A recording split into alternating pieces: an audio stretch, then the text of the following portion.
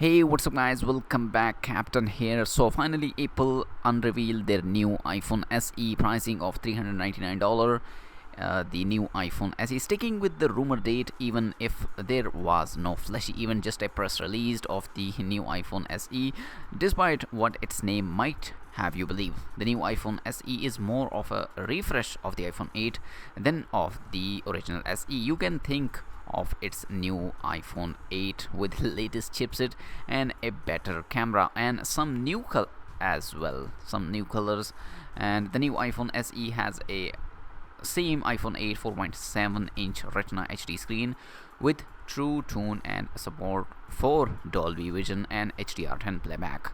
This is surrounded by a large bezels, and below there is a sapphire crystal covered capacitive touch ID fingerprint sensor like in the iPhone 8. It's powered by the A13 SoC, just like the iPhone 11, 11 Pro and 11 Pro Max. The new iPhone SE camera has benefit from the new chipset too. The single 12 megapixel f1.8 shooter on the back feature improved smart HDR photography thanks to the raw power inside the chip.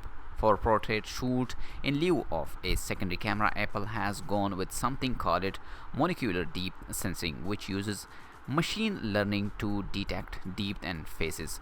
We will have to see how this camera compare to the first three Google Pixel generation in terms of a quality of portrait mode shoots from one lens. The camera has cinematic video stabilization and you can record up to 4K at 60 fps with stereo audio. The front-facing selfie camera is still 7 megapixel unit and this has some portrait mode effects too. Otherwise, this is in iPhone 8. It even ships with the same measly 5-watt charger in the box. However, the new iPhone SE does support 18-watt charging. You just need to buy another adapter or use a buffer on you may have around the house. The iPhone SE 2020, which is what we are calling it for a snatty sec, it also support fast wireless charging going from 0 to 50% in 30 minutes, Wi-Fi 6 LTE and dual SIM. Although the second one is eSIM. Going is the 3D touch.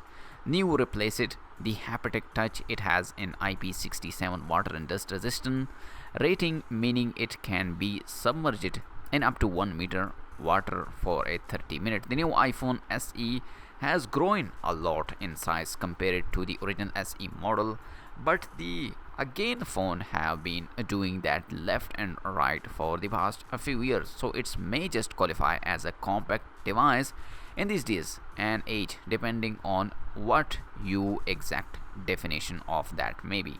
The 2020 iPhone SE is black, white and red, goes on pre-order this Friday, April 17, and will start shipping on April 24 in the US. You can get one from $399 with 64 gigabytes of storage, so price wise at least it does fit its chosen name. If you need 128 gigabytes of storage variant, you will have to pay $449, while the 256 gigabytes of model available in for $549.